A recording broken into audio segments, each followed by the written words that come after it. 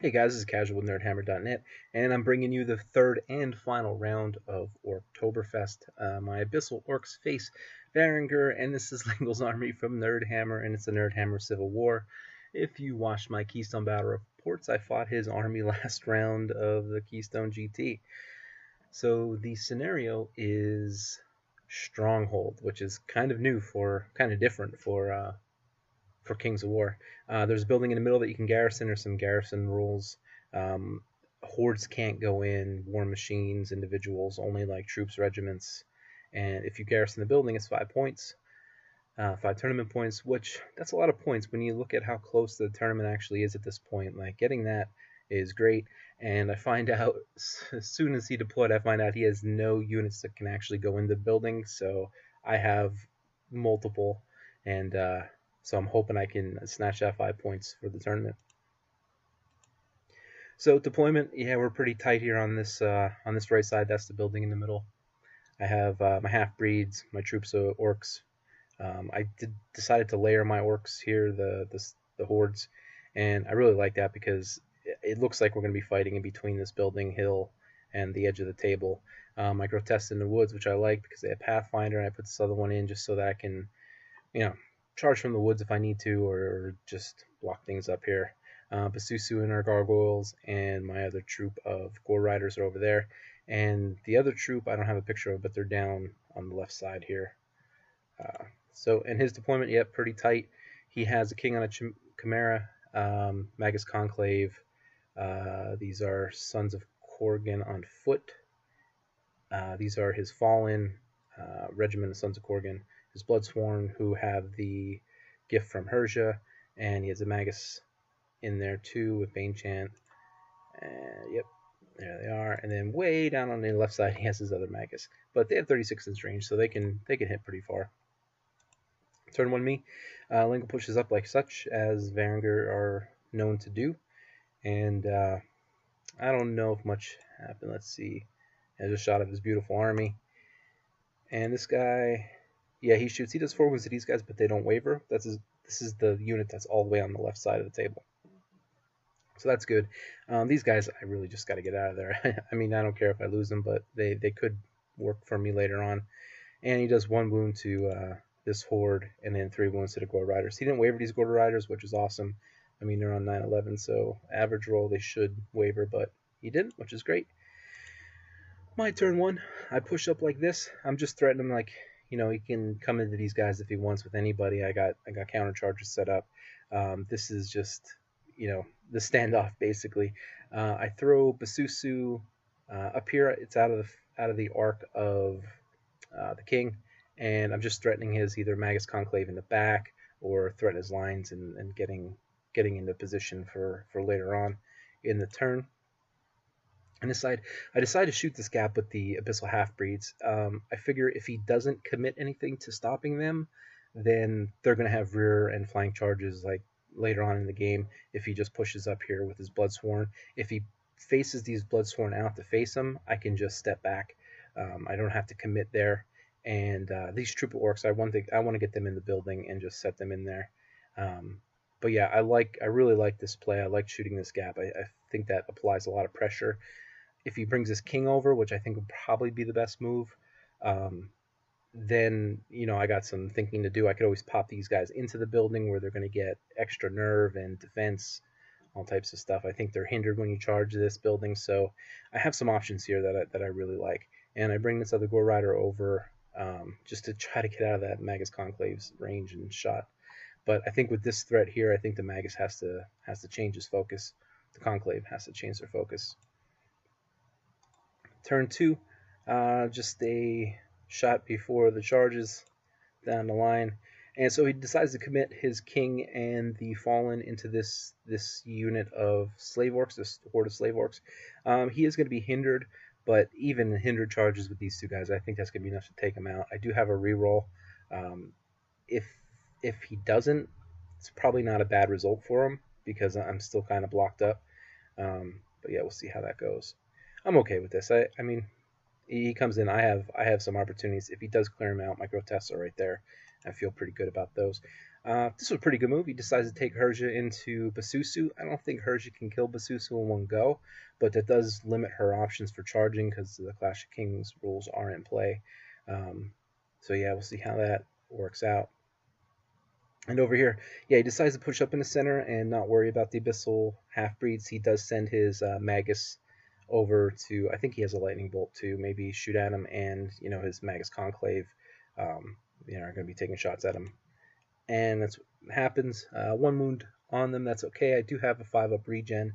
I'm just hoping I don't, I don't have a reroll over here close to them, so I'm just hoping that these guys can swing around in time and not take too many wounds. Does 3 wounds to Basusu, passes her nerve check, no issues there. And yeah, he does pop the horde here. He backs up with one of these guys, I think the king, maybe.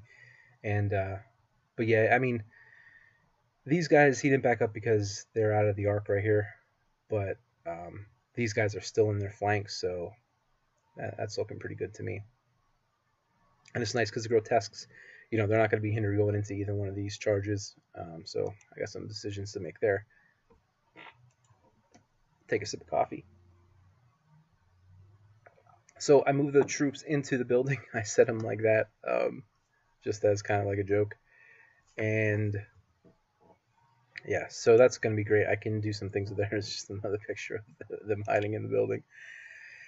So I decide to charge. I take the grotesque into the king. I think that's a good play. I mean, 18 attacks. I'm really limiting his armor probably to 3, and I'm brutal, so pretty excited about that. And I decide to take these guys into the flank. I know it's 50 attacks, but it is hindered. I don't know how they'll do, but they are pressure strength 1, their defense 5. So yeah, we'll see how that all pans out. And the rest of the table, I move up. I charge the Gore Riders into a Sons of Korgon on foot. I know they're not going to do anything, but at least it's going to hold them up one turn there. And I decided to take the Gargoyles into the Knights here. And this actually ends up being a better move than I anticipated originally. I was just trying to hold them up, and it was a flank charge. I thought, well, maybe I can bust off some wounds before they get into anything more important. And over here, I decided to I decided to charge Basusu into the Magus Conclave. It was the only thing I could really do is pivot and go that way, and I figured hopefully I can just clean that up real quick. And over here, I start swinging the Abyssal Half-Breeds around, which is looking really nice. And again, with the Golems, I don't know what I'm doing with them. Yet again, they're just a second line of defense. I mean, it's great because they're defense 6, and when things are wounded, they still hit pretty good, but they're just not a threat to anybody in this entire tournament, it seems. So yeah, any other Gore Riders, I'm just bringing over to maybe get some late game chaffing if I need to. And over here, yeah, do pretty good. I wavered both units. 11 wounds on the Fallen. I think that was pretty good. And 12 wounds from the Grotesque on the King, which is definitely awesome. Both wavered. That is a huge result for me. So I think Lingle has some thinking to do of his next turns. And this game, we've been measuring everything. We were so precise with everything because we know that we're in range of winning this tournament, and it's taken us a while to get through the turns, and we actually don't finish all the turns, as you will see. Over here, I just did maybe 3 wounds to these guys, 2 or 3. I can't see his die there. And over here, yeah, 4 wounds to the Sons of Korgon on foot, which that's pretty good for those little guys. But yeah, we'll take that. I mean, they're going to countercharge and probably wipe those guys up, but do what we can. So with two regiments wavered, he does the best he could. He just moves his king and puts him out of the arc of the Grotesques, and he backs up his Fallen and then brings Herja over to chaff up my slave block. It was a smart move. Getting him to fit in a way that he can get in here and not be in the woods because he needs to march. Like we did some measuring here, and we actually got out a 25 mil base to measure like all these, like make sure he was 25 or an inch away from me. But he decides to countercharge the gargoyles just to get him out of the way there. We went back and forth on he wanted to charge the knights into this guy before these guys were moved back, and the way the gargoyles were an inch away from him, he just couldn't. He had to go forward, make a pivot, and then pivot in a way that it missed this unit. But I kept saying I think the unit is your pivot's going to go over this unit and stop on this unit. Like you got to clear the pivot first, and I just didn't think there was any way. And then we talked about it for like 15 minutes before we decided that, you know, that's the way it was. Like there's no way you can make that pivot and still clip these guys and line up appropriately. So it was a bit lucky on my part, I think. So we just decided to go back into gargoyles. The Bloodswarm do go into these guys. They have one wound on, probably from like a shooting of some sort. And what's just showing? Yeah, the guys, his sons go back into my Gore Riders, and yeah, his Magus just moves around. I think they take shots at Pasusu, but miss completely. And just an overlook of the board.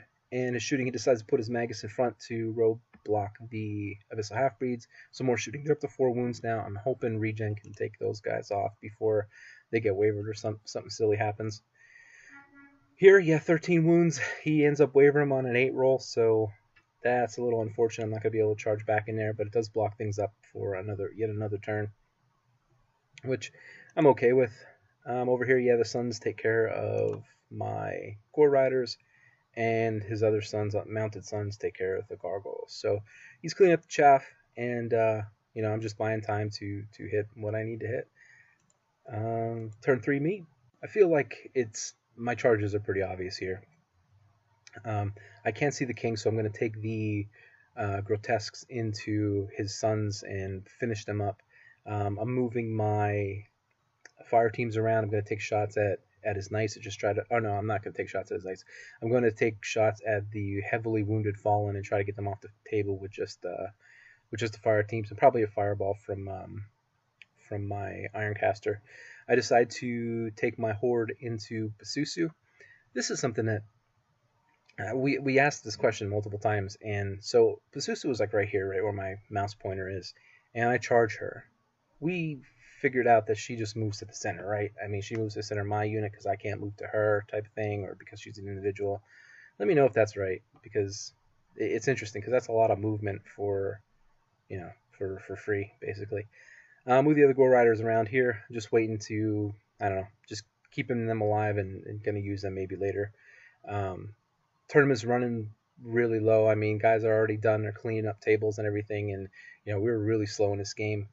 These guys are not out of the building. I was trying to figure out a way that I could pull them out to block off his knights from getting into my Abyssal Half-Breeds, because the Abyssal Half-Breeds that I charge Conclave, if I back up anything other than D, I'm going to back up D3. If I go 1 inch, these guys can still reach me. If I go anything better, they can't. So I really wanted to bring the troops out and just have like a fail-safe here, but I couldn't bring them out in any way according to the rules that wouldn't be within an inch of either one of his units. So they are still in the building. I kept them in the building. Yeah, so that's the way it's looking. I go into Herja here, like I said, and yep, just a shot of the charges there.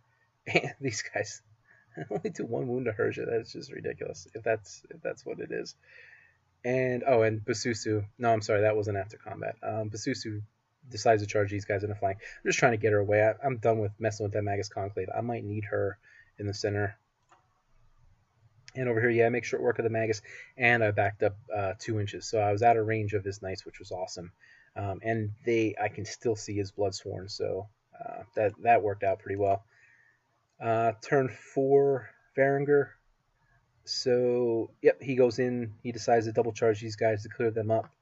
And, what can he do? He's just trying to get points at this point. So they're going to make short work. His king decides to do a breath weapon on the grotesque. He might have done 1 or 2 wounds that I think I regened in the next turn. And over here, yeah, 7 wounds to the half-breeds and wavers them. So now I'm not going to be able to charge the Bloodsworn next turn. And, a rear by these guys would be pretty nasty. He does clean up that unit, and I think his Herja went back into this unit and only did a couple wounds. So bottom of 4, this is going to be the last turn, and it's unfortunate it's going to be the last turn. So my grotesques, they flank his knights, and they're going to clean them up real fast. I mean, that's 36 attacks. They're just super nasty. I decided to take the golems and the Bloodsworn. I don't think they're going to get them in 1 turn, but had it gone more, it would have looked better. I mean, these guys can come back alive, but it is only turn 4. and I decided to take these knights and Basusu into Herja, trying to get her. I repositioned the fire teams to shoot at the king, and then after combat, yeah, I pick up the knights and the king with the 2 fire teams. I don't get Herja, and that is the end of the game. I mean, every other table was done. We couldn't go any more turns. If this goes more turns, I get more points. I potentially could have won the tournament. Because I definitely would have got the Bloodsworn. Herja, that's iffy. Um, but yeah, it's unfortunate because the Bloodstorm, turn 5, I charge them. Turn 5, he doesn't do much. Turn 6, even if they come back alive, with those 2 there, that should clean them up. At least get them, and then yeah. But I mean, I don't know how many points that extra would have been. I ended up winning this 13-7 on kill, and then the extra 5 bonus points to the tower actually helped me propel ahead by like 2 places. And I got second place. So I finished with 46 points. It was a fun tournament. I know people have issues with kill, but it was just a good rock'em sock'em type tournament. I mean, a lot of blood, and you can tell the list kind of leaned that way, I think.